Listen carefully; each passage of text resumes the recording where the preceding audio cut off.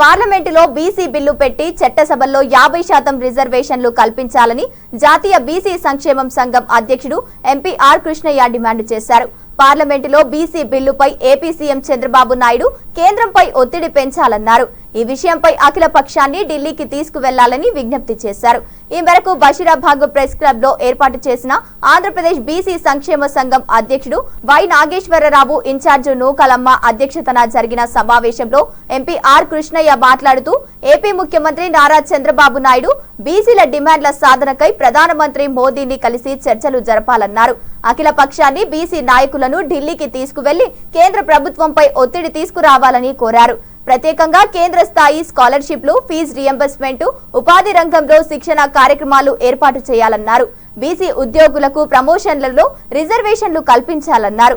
బీసీలకు సామాజిక రక్షణ భద్రత కల్పించడానికి బీసీ యాక్టును పార్లమెంటులో తీసుకురావాలని అన్నారు. రాష్ట్రంలో కేంద్రంలో విద్యా ఉద్యోగ రిజర్వేషన్లను బీసీల జనాభా ప్రకారం 27% నుంచి 56% పెంచాలని డిమాండ్ చేశారు ఆర్ కృష్ణయ్య.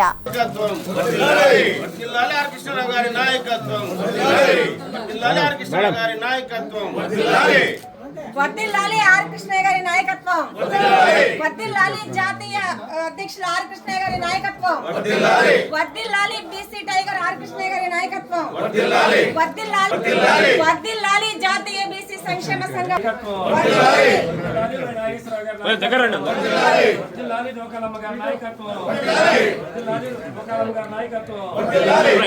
జై బీసీ, జై బీసీ,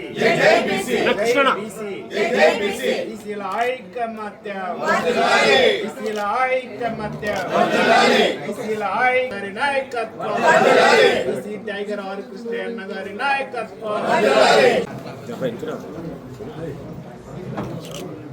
యాదవ్ అని నేను, అలాగే జాతీయ బాడీ కుటుంబ జాతీయ టైగర్ రాజ్యసభ ఎంపీ గారైనటువంటి ఆర్ కృష్ణయ్య గారి సారథ్యంలో బీసీ భవన్లో కుల సంఘాల లీడర్స్తో, అలాగే ఆంధ్రప్రదేశ్ నుంచి మీ వంతు మన డ్రైవర్ లోకేష్, కంగ్రాచులేషన్స్ అన్న. ఇది మీకు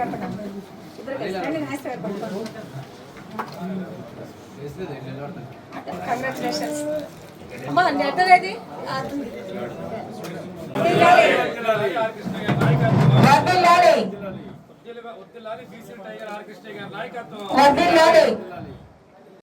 ఉద్దేశించి ఆర్ కృష్ణయ్య గారిని మాట్లాడవలసిందిగా కోరుచున్నాం.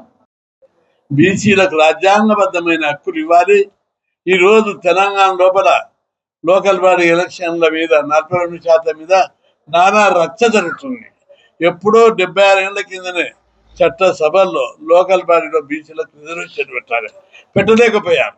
అనేక పోరాటాలు చేసి 84, 85, 86లో బీసీ విద్యార్థి సంఘంగా అప్పుడు పోరాడి రామారావుతో కొట్లాడి 20% పెట్టించాం. ఆ తర్వాత పోరాడి విజయభాస్కర్ రెడ్డి తోటి 34 పెంచిపించాం. ఆ తర్వాత కోర్టులు కొట్టేస్తున్నాయి, పంచాయతీలు అయితేనే ఉన్నాయి.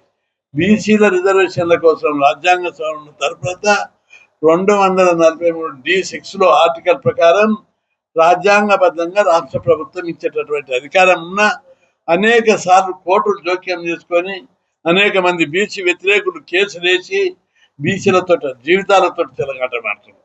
అందుకే మేము ఈరోజు చంద్రబాబు నాయుడు గారిని, ప్రధానమంత్రి నరేంద్ర మోడీ గారిని విజ్ఞప్తి చేస్తున్నాం.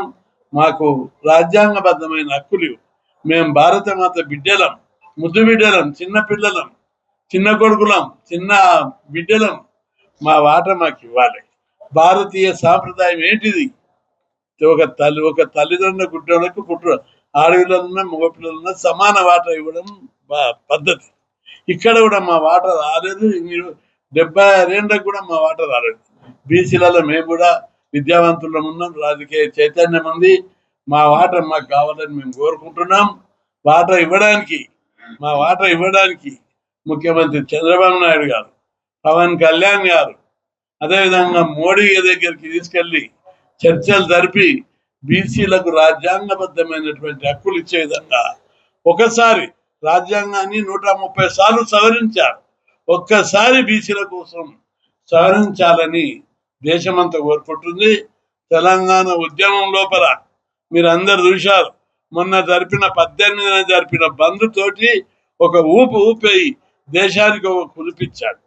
కాబట్టి అన్ని రాజకీయ పార్టీలు అందరూ కూడా పార్టీ ప్రయోజనాల కోసం కాదు, బీసీల ప్రయోజనాల కోసం మాట్లాడారు. పార్టీల వారిగా విడిపోకండి, దానివల్ల బీసీలకు అన్యాయం జరుగుతుంది. మీకు నిజంగా బీసీల మీద అభివృద్ధి జరగాలంటే మొన్న బంద్కి ఎట్లయితే మద్దతు ఇచ్చిర్రో ఇప్పుడు రాజ్యాంగ సవరణ కోసం అన్ని పార్టీలు ఏకాభిప్రాయం రాడు. మనమందరం ఏకాభిప్రాయం వ్యక్తం చేస్తే మన యోగి ప్రధానమంత్రి రిజర్వేషన్లు పెట్టాలని, కేంద్రంలో బీసీలకు ప్రత్యేక మంత్రిత్వ శాఖ పెట్టాలని కేంద్ర ప్రభుత్వం తప్పనిసరి ముందుకొస్తుంది. ఎందుకంటే జనగణనలో కులగణన చేయాలని ఎప్పుడైతే నిర్ణయం తీసుకుందో అన్ని రంగాల్లో బీసీలకు వాటా ఇవ్వడానికి సిద్ధపడి మెంటల్ గా ప్రిపేర్ అయ్యే కేంద్ర ప్రభుత్వం ఆ లెక్కలు తీస్తుంది. ఇక అదే విధంగా కేంద్ర ప్రభుత్వం కూడా అధికారంలోకి వచ్చిన తర్వాత మోడీ గారు కులగణన చేయడానికి ఇది చరిత్ర, అదొక చరిత్ర. కులగణన చేయడానికి అంగీకరించాడు. గత ప్రభుత్వాలు ఎవరు ఒప్పుకోలేదు.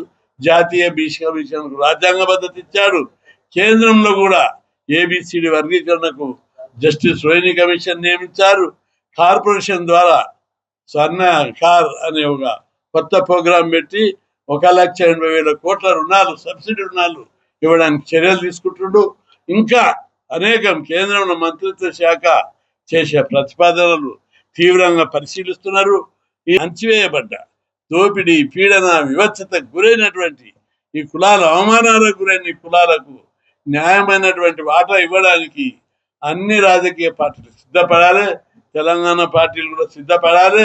రాజకీయ ప్రయోజనాల కోసం దుమ్మెత్తిపోయడం కాదు, ఒకరి మీద ఒకరు ఆశించడం కాదు. బీసీ లోపల చైతన్యం వచ్చింది, మీరు గుర్తుపెట్టారు. బంధు మన బంధుకు జిల్లా కాదు, మండల్ కాదు, విలేజ్లలో కూడా బంద్ జరిగింది. ఇటువంటి బంద్ని మేము చూడలేదని చెప్పి ప్రజలందరూ ఈరోజు అంటున్నారు. కాబట్టి వెంటనే ప్రభుత్వం స్పందించాలని ఈ సందర్భంగా కోరుకుంటూ ఆంధ్రప్రదేశ్ లోపల 40 ఎమ్మెల్యే బీసీలు, ఆంధ్రప్రదేశ్ లోపల కర్నూలు, తిరుపతి, విజయవాడ, విశాఖపట్నం లోపల లక్షలాది మందితో ప్రాంతీయ సదస్సులు, హైదరాబాద్ లోపల కూడా తొందర లోపలనే 5 లక్షల మందితోటి పెద్ద భారీ బహిరంగ సభ ఏర్పాటు చేయాలని చెప్పి నిర్ణయించడం జరిగింది.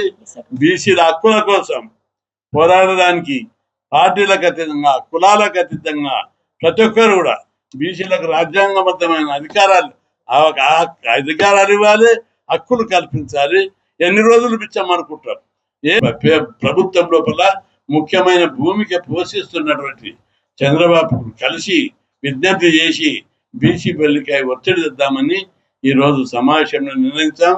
అతి తొందరలో 4-5 రోజుల్లోనే కలిసి దానికి ముందడుగు వేస్తామని చెప్పి సందర్భంగా గుర్తు చేస్తున్నాం.